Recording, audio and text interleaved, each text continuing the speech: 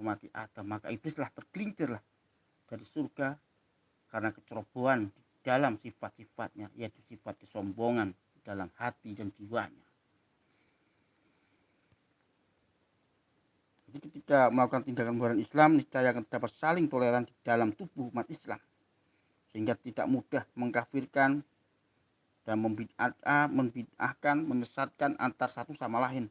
Karena yang berhak menilai buruk dan benar hanya milik Allah, sedangkan manusia, khususnya umat Islam, hanya sebatas prasangka semata. Keberadaan pembaruan Islam merupakan sebuah keniscayaan supaya umat Islam tidak gampang didogma oleh seseorang yang mengaku ahli agama. Ini ya sering ya, mengaku-ngaku ahli agama,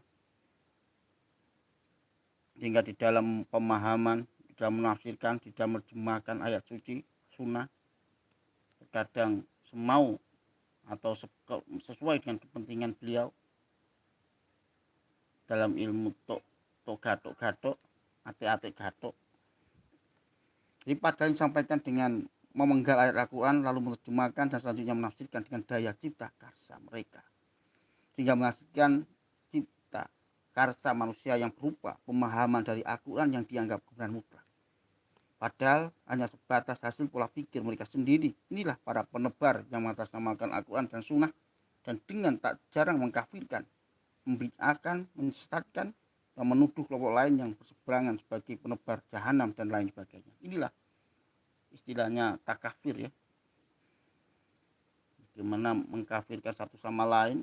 Itu kita lihat bagaimana di zaman Ali bin Abi Thalib, orang Syiah mengkafirkan orang Murji'ah, orang Puji'ah mengkafirkan orang Syiah mengkafirkan orang Khawarij, orang Khawarij mengkafirkan orang Syiah. Seperti itu.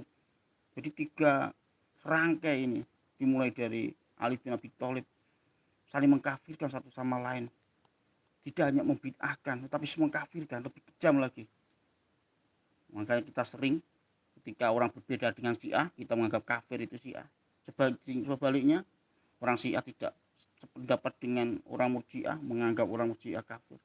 Sebaliknya seperti itu, pemahaman-pemahaman sekte, pemahaman yang terus digelontorkan oleh mereka dengan ujaran kebencian. Dimulai dari siapa? Dimulai dari Ali bin Abi Thalib. Maka disitulah terjadi pembunuhan, saling membunuh antar umat Islam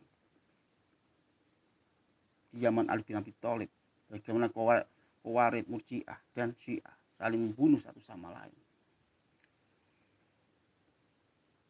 Padahal yang disampaikan dengan menenggal ayat Al-Quran lalu menerjemahkan selanjutnya menafsirkan dengan daya. Harapan besar dari pembaharuan Islam tak lepas sebagai upaya umat Islam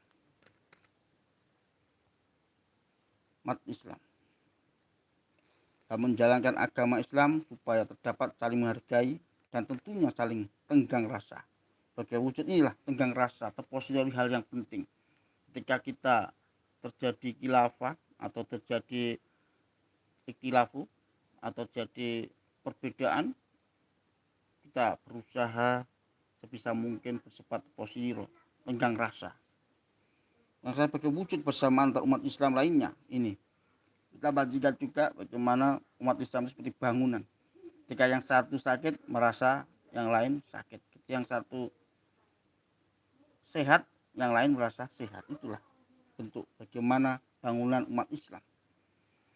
Karena kebenaran hanya milik Allah semata, sedangkan manusia kebenarannya yang berdasarkan tafsir dan prasangka belaka.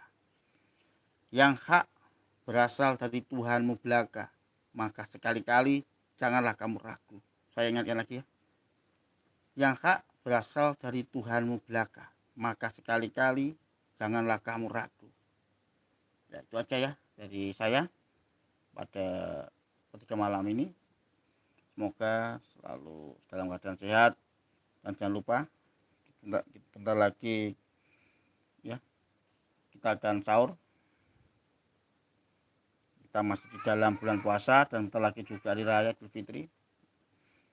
Ya dari saya akhiri. Dan sebelum saya akhiri, apabila ada kata dan ucapan saya kurang tepat, kurang benar, saya mohon maaf yang sebesar-besarnya. Dari saya akhiri. Akhirul kalam. Wassalamualaikum warahmatullahi wabarakatuh.